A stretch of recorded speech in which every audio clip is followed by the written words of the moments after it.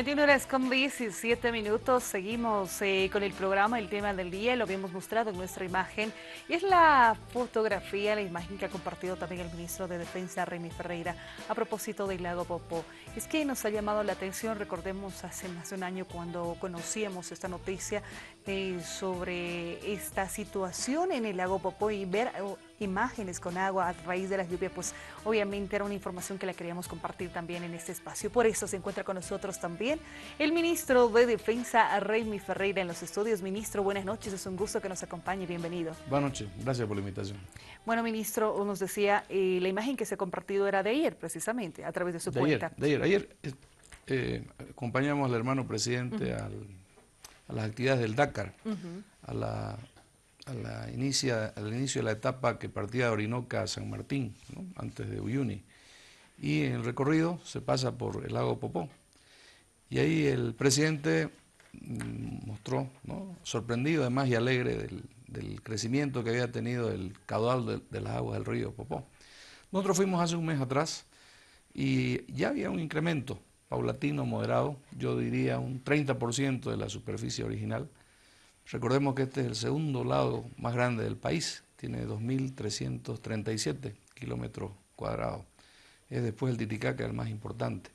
Y había prácticamente, se había secado, ¿no?, en su totalidad. Pero en noviembre vimos un crecimiento importante y ayer estimamos, no soy un experto, pero estimamos por la superficie que sobrevolamos que un 70% está cubierto de agua, ¿no? Falta todavía. Hay partes que no tienen agua, donde hay barcas, canoas que están ahí, porque se nota que en algún momento hubo agua ahí. Pero gran parte de la extensión de la que se pudo sobrevolar, aproximadamente media hora, está con agua ya, y en el nivel central con profundidad.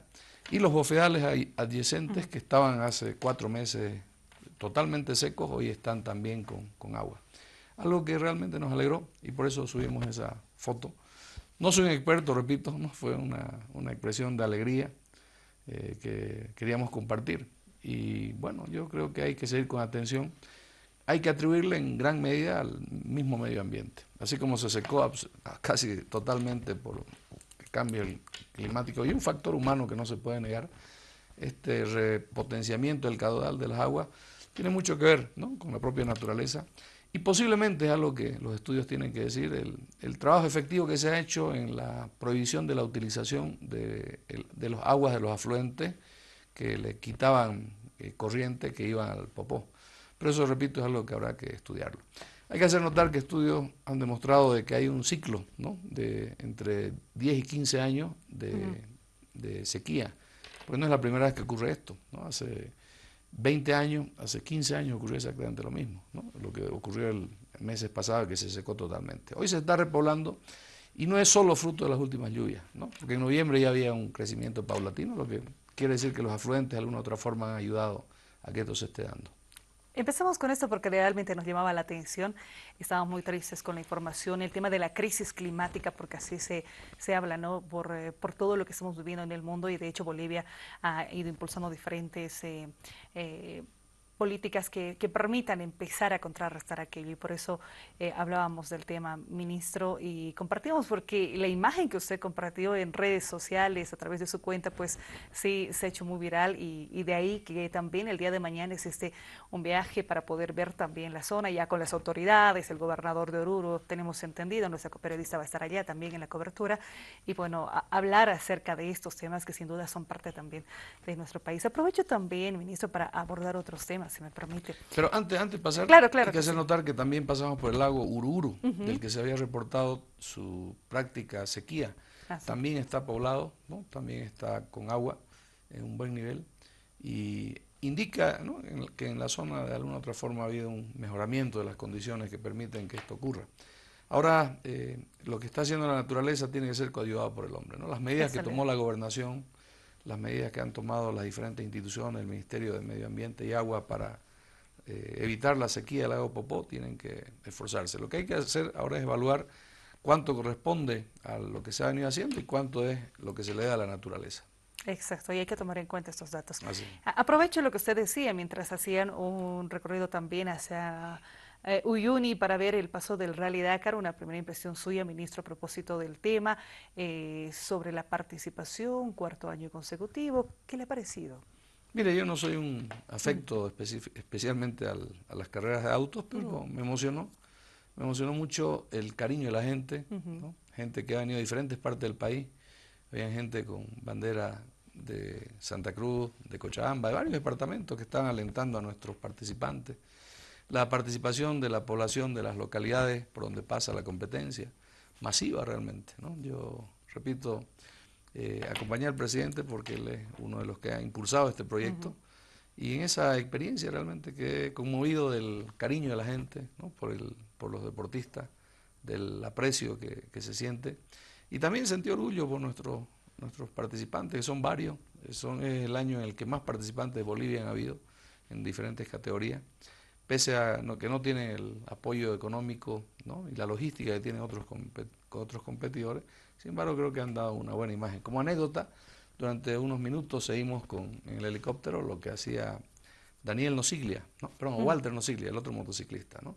Y vimos cómo pasó 2 o 3 participantes, en algún momento tuvo una caída en la arena y luego se volvió a encauzar. Realmente bonito, muy interesante, muy bonito. El cariño de la gente en Orinoca, que fue el punto de partida, la comunidad organizó una fiesta popular, ¿no? Los organizadores extranjeros estaban sorprendidos de la energía de los bailarines, los cantantes, que espontáneamente, porque eso fue algo que la propia comunidad organizó, no lo hicieron precisamente los organizadores de la competencia. Pero sí se muestra ese calor humano, ¿no? Sí, sí, sí.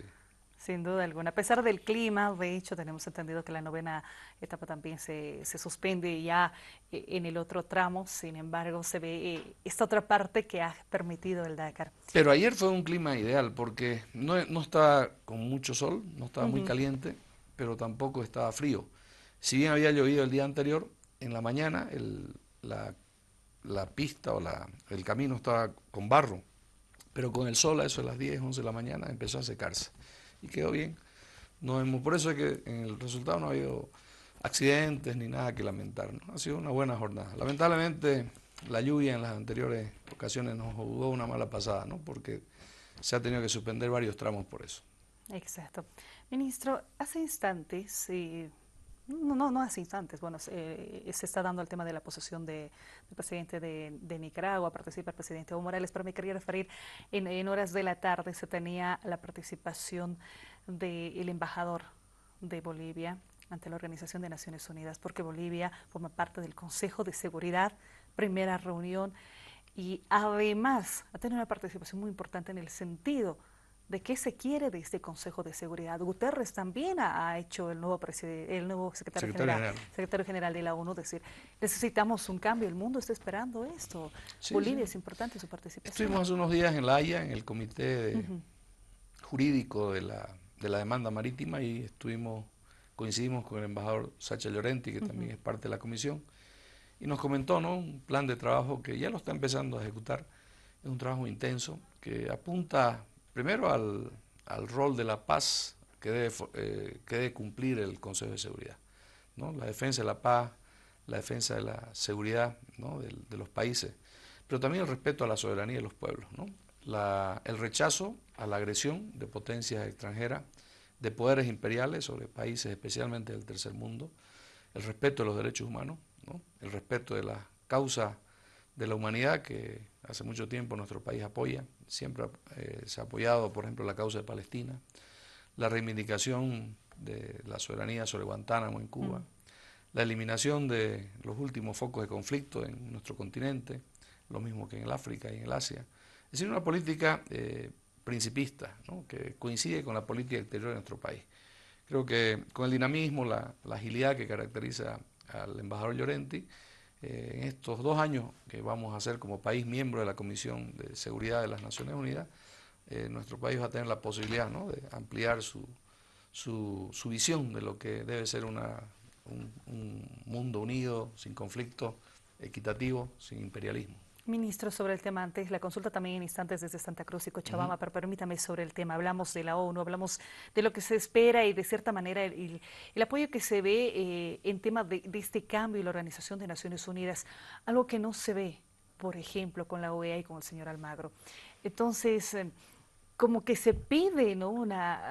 Repensemos cómo están conformados, cómo se han planteado estos organismos internacionales que aglutinan a los países. Bueno, nuestro país ha sido siempre partícipe de la modificación de las estructuras de la ONU. Después de la Segunda Guerra Mundial, cuando se forman las Naciones Unidas, hay 5 países que tienen derecho a veto en el Consejo de las Naciones, que es el organismo con fuerza coercitiva, ¿no? El único que tiene en sus decisiones la posibilidad de establecer obligaciones vinculantes a los países miembros. Pero ahí, bueno, son 5, ¿no? Y de los países, los demás están en algunas circunstancias como miembros temporales, ¿no? Hay algunos mecanismos que hay que cambiar. Eso ha sido parte de la posición en el G77, si usted recuerda. Bolivia lo planteó, sí, lo ha venido planteando. Y claro, desde el Consejo de Seguridad ahora con mayor fuerza se va a incidir en ello. Sobre el AVEA, lamentablemente, este organismo del año 61 no ha cambiado, ¿no? Expulsó a Cuba en la década del 60, ha mantenido una política permanente de apoyo a las políticas, principalmente de los Estados Unidos, y en los últimos 2 años es una posición vergonzosa la que ha asumido su secretario general, intrometiéndose en temas internos, desconociendo la propia Carta Democrática, desconociendo el origen popular de algunos, de muchos de nuestros gobiernos, y prestándose a una línea discursiva que viene principalmente de los Estados Unidos, ¿no? Que en la guerra de la cuarta generación no duda en utilizar este tipo de organismos a los que de alguna u otra forma tiene controlado. Muy bien, tenemos consultas desde Santa Cruz también. Estamos con Sandra. Claro que sí, muchísimas gracias querida Gabriela, aprovecho para saludar al ministro Ferreira, muchísimas gracias por acompañarnos esta noche en el último round. Sandra Elías desde Santa Cruz lo saluda y bueno, hay que aprovechar su visita para hablar de diferentes temas. Antes que nada quisiera hacer un pequeño y breve comentario con relación a lo del lago Popó, porque es realmente esperanzador ver una foto así, nos alegra muchísimo, nos alenta, sobre todo tomando en cuenta que ese lago alberga una gran variedad de fauna y flora que son únicas, son especies únicas de ese lugar. Hablamos de todo lo que hay, la vegetación y los vegetales en las laderas de los cerros, en los suelos rocosos, es decir, solamente nace, crece ahí, entonces, y esto se alimenta evidentemente del lago, ¿no? Entonces ver el lago nuevamente con agua nos hace pensar de que esas especies no van a desaparecer o por lo menos no morirán como creímos que había sucedido con el lago. Así que gracias por postear y publicar esa fotografía que realmente nos ha esperanzado muchísimo. Yo quiero cambiar por completo el tema, ministro, y quería hablarle, bueno, quería que usted en realidad nos hable sobre el TAM. Esa es mi pregunta. En realidad esto va evidentemente por todo lo que sucedió el año pasado, ¿no es cierto? Cerramos realmente con este accidente tan trágico y que hizo que de alguna u otra manera el TAM también, ¿no es cierto?, esté como en el ojo de la tormenta. Se hablaba de una reestructuración, se hablaba de cambios dentro del TAM. Mi pregunta es, ¿cuál es la situación en este momento del transporte aéreo militar y si está, por ejemplo, entre otras varias preguntas, capacitado como para competir comercialmente hablando, si tiene la capacidad en cuanto a aeronaves, en cuanto a personal, si se están cumpliendo, como se hablaba de las normas, ¿no es cierto?, vigentes, si se tienen que adecuar esas normas? ¿Puede hacernos un recuento, un balance tal vez de cómo comienza este 2017 el TAM? Claro, hoy justamente en horas de la mañana hemos aprobado el estatuto. El decreto que se aprobó el 14 de diciembre nos daba plazo hasta 30 días, que se vencen de aquí 3 días. Bueno, después de 2 semanas de trabajo ya hemos consensuado y hoy en directorio, que ya se ha constituido también, ya tiene un gerente nombrado con resolución suprema, se ha aprobado el estatuto. Un estatuto que le da la viabilidad como empresa pública estatal y con la capacidad de operar como empresa estratégica. En este estatuto se resumen los principios que están en el decreto y en la ley, que se aprobó también con carácter de excepción, y estamos en la fase de la adquisición o la renta de aviones. Lo que sí estamos preocupados es el plazo, es que cualquier proceso de adquisición de aeronaves implica su certificación técnica, implica el adiestramiento de los pilotos, ya sea por leasing financiero, ya sea por leasing operativo o por compra. Eso es un proceso mínimo de 50 a 60 días. Por eso es que cuando se discutió el plazo de 45 días hemos sentado en acta, que es un plazo muy corto. Pero estimamos que todo hasta este fin de mes va a estar establecido, vamos a tener ya el contrato de los aviones que vamos a necesitar, pero quizás necesitamos un poquito más de tiempo para la certificación, básicamente de de los cursos de capacitación a los pilotos y la acreditación de las aeronaves. Es un proceso que no se puede acortar, que creo que el decreto no lo tomó en cuenta, ¿no? Pese a que técnicamente se hicieron las observaciones, pero bueno, se lo hizo así y lo haremos conocer en su momento. Somos optimistas respecto a su pregunta en el sentido de que si es rentable o no. Hoy el TAM, pese a esa, yo creo que ha sido ese impacto negativo de que se lo quiera asociar con el caso Lamia, pese a que ya no operan las líneas en los aeropuertos comerciales, mantiene entre el 25 al 30% del boletaje. Y es que es importante que la gente sepa que el caso de Lamia no tiene nada que ver con el TAM. Por eso es que en su momento hicimos la aclaración. Los vuelos del TAM que se hacen en el país del año 1945 son seguros. Tenemos el nivel más bajo en cuanto a incidentes en relación a cualquier línea comercial. En estos 72 años de historia que tiene el TAM, se ha preocupado de que los reglamentos militares que regulan la aviación civil, para vuelos civiles de las naves militares, sean igual o más exigentes que regulan la aviación comercial. Por eso, con seguridad les podemos decir de que el TAM cumple, ¿no?, todas las especificaciones y las va a cumplir. Tanto el personal, técnicos, pilotos, no tenemos duda que lo van a cumplir. Pero las naves que se tienen que adquirir tienen que ser certificadas. Las naves que tenemos ahora bien pudieran certificar, pero hay un problema. Una nave militar, para certificar como nave civil, tienen que prácticamente ser reacreditadas por la fábrica, ¿no?, o por sus agentes técnicos.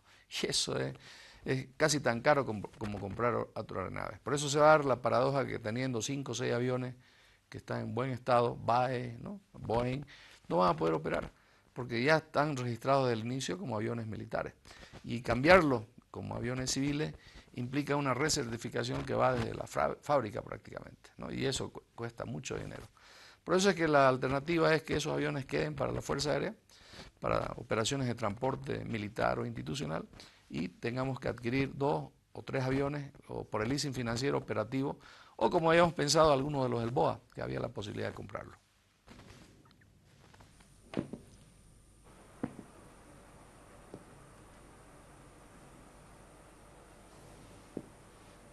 Ministro Ferreira, lo saluda Juan Luis Gutiérrez desde Cochabamba. Nuevamente gracias por asistir a nuestros estudios. Aprovechar nuevamente su presencia para hacerle 2 preguntas acerca de la audiencia de rendición pública de cuentas del Ministerio de Defensa. Y me gustaría que nos explique, que nos dé a conocer cuál es la situación de los derechos humanos dentro de los cuarteles, dentro de la política de vivir bien en los cuarteles. Y por otro lado, nos gustaría saber también cuáles son las acciones que se prevén para el 2017 en cuanto a reducción de riesgos y desastres naturales. Bien, sobre la primera pregunta, hay creo un importante avance cualitativo que no es de una gestión, de varios años. Yo creo que en esta década del gobierno del presidente Evo Morales se ha hecho mucho énfasis en el respeto a los derechos humanos, y el respeto a los derechos humanos no solo pasa por el abuso, por detener el abuso, por detener la violencia, sino también por un trato digno, condiciones adecuadas de alimentación, de vivienda, de servicios básicos, pero también de educación, que está contenido en el programa Vivir Bien en los Cuarteles. En este año, por ejemplo, tenemos aproximadamente 3.500 conscriptos que se han titulado como bachilleres, pasando clases o dentro de los cuarteles en las unidades educativas o con licencia, con permiso para pasar en unidades cercanas. Tenemos 50 becas para los institutos militares de los mejores conscriptos. Tenemos aproximadamente 6.000, ¿no?, soldados que se han de alguna u otra forma preparado y obtenido un certificado de técnico medio en diferentes áreas que está avalado por el Ministerio de Educación. Por lo tanto, creo que en el tema de educación se ha avanzado bastante. La idea del presidente Morales siempre ha sido convertir los cuarteles en una escuela para las personas que no tienen la posibilidad o les es muy difícil acceder a una educación universitaria, que les permite completar su educación profesional. En materia de alimentación se ha mantenido la política de hace 4 años del mejoramiento de la dieta. Con decirle un dato solamente, se ha duplicado el monto que se da por socorro diario a cada soldado. Y el costo de la alimentación, que era 3 bolivianos y está en 6.80. Es decir, se ha duplicado. Mucha gente que va al cuartel también comprueba de que la dieta está regionalizada. En cuanto a los servicios médicos, hace ya 2 años que tenemos un servicio, en este caso privado, a través de un seguro, solo que este año lo ha dado Univida, que es del Banco del Banco Unión, ¿no? Que bueno, es del Estado en los hechos, que cubre accidentes y enfermedades básicas. Se ha trabajado bastante en el tema de calefacción del agua potable. Tenemos que admitir, porque hay que ser honesto, no está completo. Hay todavía puestos militares que no cuentan con calefacción, algunos incluso con energía eléctrica. Hay otros que tienen algunas condiciones todavía de vivienda que no son las adecuadas. Pero se ha hecho un avance que lo vamos a mostrar en nuestra rendición de cuentas importante.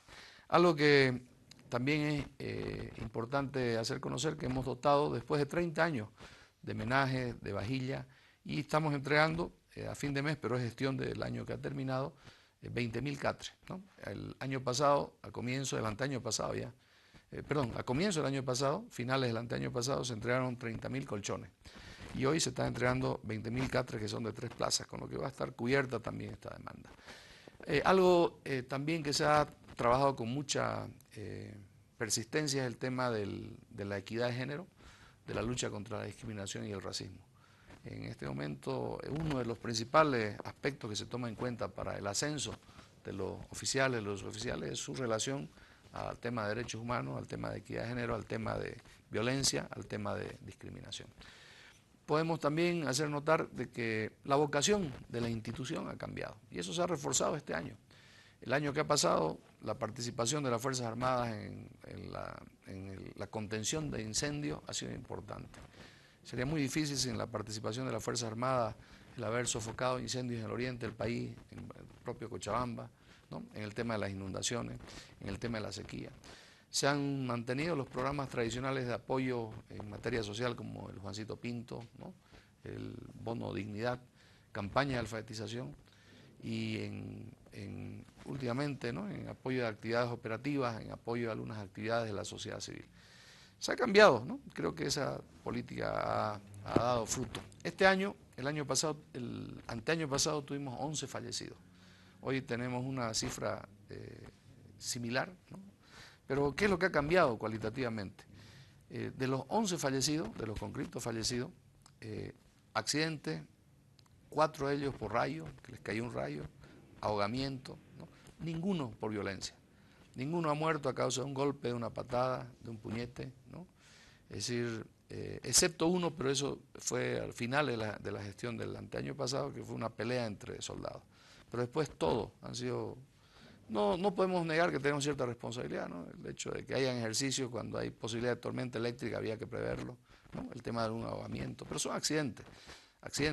Y algunos de enfermedades. Lamentablemente muchos han venido o vienen muchos con problemas de salud congénitos o previos, tuberculosis, a veces el mal de Chagas. Y claro, ya en el cuartel eso se expresa y fallecen. Yo creo que es una evaluación positiva en el tema del respeto a los derechos humanos. Y sobre la segunda pregunta, lo que se tiene previsto, hay un plan de acción. Tenemos un plan que estamos analizando en el CONARADE, con un presupuesto inicial de 12 millones bolivianos, que vamos a destinarlo inicialmente en estos primeros meses al tema de las inundaciones. El año pasado, paradójicamente, nuestro plan era para eso, para inundaciones, y no hubieron inundaciones, lo que fue hubo sequía, por lo que tanto en mayo como en agosto tuvimos que hacer en el gabinete la propuesta de cambiar, ¿no? el destino de los recursos para que podamos aplicarlos en la construcción de pozos, compra de tanques, alquiler de cisternas, ¿no? Siembra de agua. Hoy todo hace prever que vamos a tener un año más bien con el fenómeno de la Niña. En lugar de sequía vamos a tener más bien exceso de agua, como ya se está dando.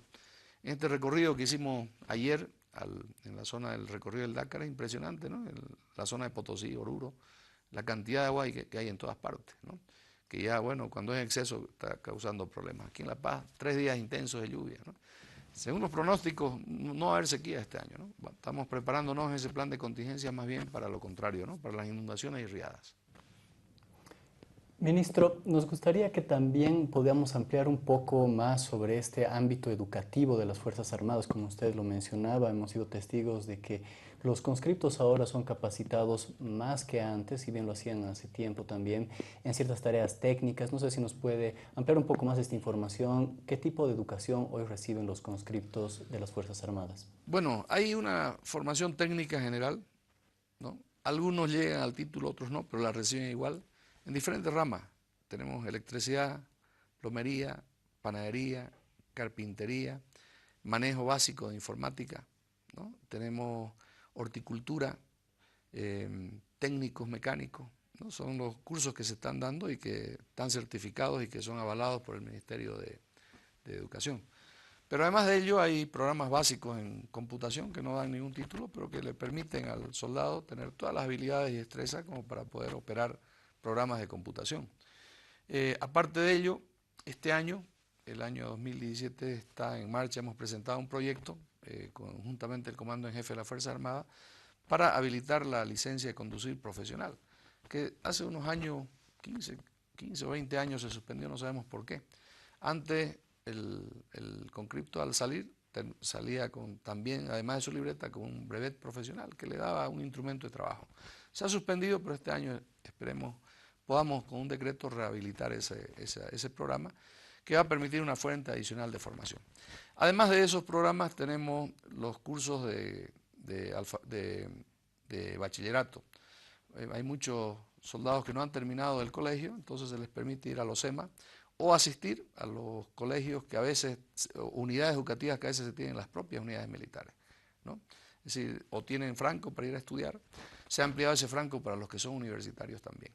Y finalmente hay la beca para los mejores conscriptos, se hace una evaluación y hay la posibilidad de que los mejores 50 soldados y marineros, de acuerdo a su calificación y evaluación, puedan acceder directo a una beca en la Universidad Militar, en la EMI, o en este caso en los institutos militares de las tres fuerzas, para ser oficiales o suboficiales.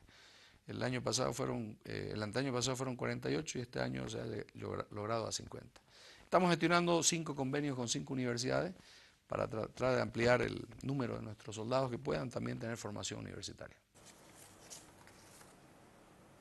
Muy bien, bueno, ministro, quiero agradecer primero a la tecnología por poder hacer esta entrevista, ya que le estamos consultando desde La Paz, desde Santa Cruz y desde Cochabamba en vivo. Quisiera yo hablar ahora de otro tema, y bueno, usted está a punto de cumplir 2 años ya como ministro de Defensa. En marzo, si no me equivoco, cumpliría 2 años. Se ha anunciado una reestructuración, tal vez un cambio, ¿no es cierto?, en el gabinete ministerial del presidente Evo Morales, y a partir de ahí yo quisiera poner tal vez 2 escenarios y hacer 2 preguntas. El primer escenario sería, evidentemente, si usted no fuera ratificado como ministro de Defensa, ¿cómo usted resumiría estos casi 2 años a cargo de este ministerio, los logros? Bueno, ha mencionado ya algunos bastante puntuales con la consulta de Juan Luis, pero ¿qué podría usted destacar de lo que se ha llegado a hacer, de lo que se ha logrado en estos 2 años de gestión? Y en caso de ser ratificado como ministro de Defensa, ¿cuáles son los desafíos que se vienen para adelante? Bueno, hacer un resumen muy básico, creo que hay algunos elementos. Hay problemas muy lacerantes, graves, que vienen de hace mucho tiempo atrás. Uno era, y esto todavía no está del todo resuelto, el problema de la empresa de construcción del Ejército, que del 2013 prácticamente está en quiebra, pero que no se tomó durante ese tiempo ninguna medida. Bueno, y se hizo una operación de cirugía, se la cerró y se la ha transferido a Cofadena. En Cofadena estamos viendo con mucha satisfacción que está empezando a generar recursos. Hemos tenido este año que cierra ganancia, aproximadamente 7 millones de bolivianos. Se están empezando a pagar las deudas más importantes y urgentes como las laborales o contratos de abastecimiento de material, y se está negociando con los acreedores estatales a los que no se les cumplió con las obras, especialmente Yacimiento, Ministerio de Transporte. Se está planteando un plan de pago. Se está asumiendo una actitud responsable. Hemos tenido que con bienes patrimoniales del Ministerio de Defensa asumir pago del contrato de crédito que se tiene con China. Resolver eso creo que ha sido importante, pero resolverlo en una vía que no sea desperdiciando toda esa capacidad acumulada, sino tratando de sacar lo mejor, lo rescatable y hacerla funcionar a través de Cofadena. Algo que también nos llena de mucho orgullo es que después de 15 años estamos volviendo a producir nuestra propia munición. La fábrica boliviana de municiones, que está en Cochabamba, después de 15 años ha podido nuevamente poner en funcionamiento todo el equipo, ¿no? Si bien alguna materia prima la importamos todavía, parte de la materia prima viene de Bolivia y el 80% del trabajo es hecho en nuestra empresa. Ahora la Fuerza Armada, a través del Ministerio de Defensa, todas las municiones que compra, las compra de nuestra fábrica boliviana de municiones. Algo importante es también concretar el contrato de los radares, que tenía 3 años, 4 años prácticamente, y que es una necesidad no solamente para la seguridad del Estado, la soberanía, la lucha contra el narcotráfico, la detección de naves ilegales, sino para la seguridad de los vuelos comerciales. No es bueno hacer mucho énfasis en esto porque la gente puede ponerse nerviosa, pero solo tenemos un radar, ¿no?, que está en Cochabamba. El resto de los vuelos están con radioayuda, es decir, vuelos de baja altura de tipo civil y a veces sin autorización ponen en serio riesgo la seguridad. Y eso sí es que vamos a ser un país que va a contar con un aeropuerto internacional, un hub como se quiere hacer, es impensable si no se tiene un sistema radar. Y se lo ha hecho con una de las mejores empresas, ¿no?, una empresa francesa, Thales, con la que se viene desarrollando ya el trabajo. Los radares se están fabricando y se está viendo en el estudio de suelo los lugares donde va a estar la infraestructura. Eso nos parece un logro importante. Otro logro importante es la escuela antiimperialista. Hay mucha gente que piensa que eso es una escuela para hacer política o la hora del cerebro. No es cierto. En esa escuela antiimperialista lo que se sienta son las bases doctrinarias que el Estado Plurinacional de Bolivia en su nueva constitución interpreta, ¿no?, y da como rol a las Fuerzas Armadas. Unas Fuerzas Armadas que están no para reprimir. En esa escuela se saca esa idea de que el enemigo también puede ser interno, como se hizo en la Escuela de las Américas. En la Escuela de las Américas se decía hay un enemigo externo y hay un enemigo interno. ¿Y cuál era el enemigo interno? Los sindicatos, las comunidades, los campesinos, ¿no? Eso en esta escuela se elimina, se desmitifica. El pueblo jamás puede ser enemigo de las Fuerzas Armadas. Por eso es que lo que ha pasado en estos 11 años, que nunca han salido tanques, aviones a matar gente en este gobierno, queremos que sea una política de Estado para siempre, que nunca más fuerzas militares estén acribillando civiles, niños, mujeres, como se hizo en la masacre de Todos Santos, en San Juan, o en democracia inclusive, en el año 2003, en el Alto, nunca más. Pero también que nuestras Fuerzas Armadas sean defensoras, no solo de la soberanía y de la integridad, sino de nuestros recursos naturales, y que asuman una política de defensa de los intereses del Estado, y que asuman además las nuevas tareas que le da la Constitución, el apoyo al desarrollo social, el apoyo a la economía nacional y el apoyo a la sociedad en casos de emergencia. Eso es lo que se hace en esa escuela. Ya tenemos nuestros primeros 158 oficiales graduados.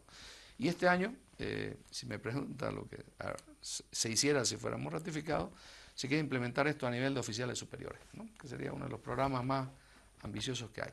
Finalmente, el desarrollo de la cobertura de la seguridad, del mejoramiento de las instalaciones militares, ¿no?, del mejoramiento de las condiciones del soldado, creo que se han mejorado bastante, de lo que nos sentimos orgullosos. Pero de lo que más nos sentimos orgullosos es que no hay impunidad. Usted puede hacer una recopilación histórica a lo largo de los años, cuántas veces oficiales superiores, jefes, han estado ante tribunales detenidos o procesados. Y se da cuenta que en estos últimos años se está actuando con absoluta apego a la legalidad, además en coordinación con el alto mando de las Fuerzas Armadas. No hay acto incorrecto que quede impune. Se mató a un transportista en un bloqueo en la zona fronteriza a comienzos de este año. No solo se lo detuvo y se lo procesó y están detenidos al autor material, sino a sus otros 3 cómplices. Están detenidos más de 10 oficiales superiores por el caso de las barcazas. Están detenidos 9 oficiales generales, varios de ellos por el tema de los puestos militares. Están detenidos por el caso de las empresas de construcciones militares, 11, ¿no? Obviamente no se tiene ningún tipo de impunidad. Fíjense ustedes las noticias, ¿no? Comparen la época del neoliberalismo, ¿cuántos generales estaban presos? ¿Cuántos eran procesados? ¿No? Eran prácticamente intocables. Y eso se acabó, no hay impunidad. En este estado en el que estamos, aquí hay exministros presos, hay diputados presos, exgobernadores presos, hay militares presos, ¿no? Aquí no tiene por qué haber impunidad ni cobertura para nadie. Se ha actuado con transparencia y es algo que no nos alegra decirlo, pero de lo que nos sentimos orgullosos. No se podrá decir que hay impunidad ni tolerancia. Se está actuando con corrección. Y los altos mandos militares lo han asumido. Saben que por algunos elementos no se puede ensuciar a toda una institución. Y por proteger la institución se está haciendo drástico para que estos actos no se repitan. Y se es también drástico en aquellos que violan los derechos humanos. Oficial abusivo, suboficial abusivo, tiene ya un antecedente, ¿no? Y ojo, para los ascensos hoy se tiene que sacar un certificado de que no se ha atentado contra los derechos humanos. Para poder presentarse a un concurso para ascender de grado, usted tiene que sacar del Ministerio de Defensa un certificado que lo da la Dirección de Derechos Humanos de no haber incurrido en una acción violatoria de derechos humanos, tanto adentro como afuera. Finalmente yo le digo, le planteo una cosa. A mí me da mucha gracia leer algunos artículos, ¿no?, de la supuesta falta de institucionalidad en las Fuerzas Armadas y comparan el pasado como lo ideal. Fíjense ustedes en democracia, la masacre de Caparcica y Amayapampa, ¿no? 40 mineros muertos a manos de militares. Los 3 civiles muertos en la Guerra del Agua en plena democracia, muertos por francotiradores militares. Los 70 muertos del Alto, los 100 muertos en el Chapare. Muestra apenas, ¿no?, de lo que ocurrió entre comillas en la democracia. Nómbreme masacres hechas estos últimos 11 años, ¿no? Eso creo que se ha reforzado, ¿no?, y eso tiene que reforzarse. Un rol democrático, principista, ¿no?, humano de nuestra Fuerza Armada, pero principalmente una Fuerza Armada patriota. No títeres, ni serviles, ni instrumentos de dominación de países extranjeros, ¿no?, sino Fuerza Armada de la línea de Germán Busch, de la línea de Gualberto Villarroel, de la línea de Juan José Torres. Ministro, queremos agradecerle por su presencia, por haber abordado diferentes temas. Voy a ser muy breve, muy cortito también. Usted nos decía al inicio de la entrevista, viajaba con el equipo de la AIE, se está preparando documentos. Sabemos que este tema es muy reservado, obviamente, por la característica. Y hay temas pendientes con Chile. Aparte de ello, si nos hace algo muy cortito sobre el trabajo, porque se entrega el 21 de marzo, también hay el tema del desminado con Chile y temas que todavía quedan en esta situación entre carteras de Estado. Bueno, en el caso de la reunión, esta reunión se llevó a cabo el 5 y el 6 de este mes en La Haya. Participó el canciller, nosotros por parte del Ejecutivo, también fue el procurador, el doctor Héctor Arce, el embajador Sacha Llorenti, y estaba en La Haya nuestro embajador y agente, el doctor Rodríguez Belcé, más los 5 abogados, ¿no? Básicamente se ha analizado la respuesta a la contramemoria de Chile, que tenemos plazo hasta marzo para presentarla. Esta memoria, esta respuesta a la réplica a la contramemoria se va a presentar en marzo, y el objetivo de la reunión fue básicamente analizar los puntos. Como usted dice, es un tema de discreción que no se pueden mencionar, pero sí yo le puedo decir 3 cosas. Primero, que está bien fundamentada históricamente. Hay un relato histórico de la realidad de los sucesos que desmiente la posición chilena. Segundo, hay un fundamento jurídico, ¿no? Hay elementos jurídicos del derecho público internacional que están establecidos con mucha claridad. Y tercero, hay una definición muy clara de lo que Bolivia plantea en su petitum, ¿no? Es decir, qué es lo que queremos. Consideramos que ahora los puntos centrales que están consensuados hay que trabajarlos un poco más, y se tiene previsto una reunión, me imagino que en febrero, todavía para darle la última revisión. Pero un trabajo bien coherente, hay una buena combinación entre lo técnico jurídico de los abogados asesores extranjeros y los representantes del Estado, en este caso, ¿no?, de Bolivia. Creo que es un trabajo que va a dar su fruto. Se aprovechó también para ver el tema del Silala, ¿no? Hay que ver, porque ese es un tema en el que Chile ha venido por los medios de prensa, porque justamente en los mismos días estaba Heraldo Muñoz en Londres, ¿no?, en una reunión técnica por el caso del Silala, lanzando algunas afirmaciones, según él, que le dan la razón a Chile, ¿no? También se lo analizó y no es cierto, ¿no? Totalmente propagandístico lo que está diciendo el canciller de Chile, ¿no? Lo hace, me imagino, por un tema de opinión pública. Técnicamente, como se lo va a demostrar Bolivia también, el caso de Silala tiene la razón. Muchas gracias, ministro, por habernos acompañado estos minutos. Muy buenas noches, gracias.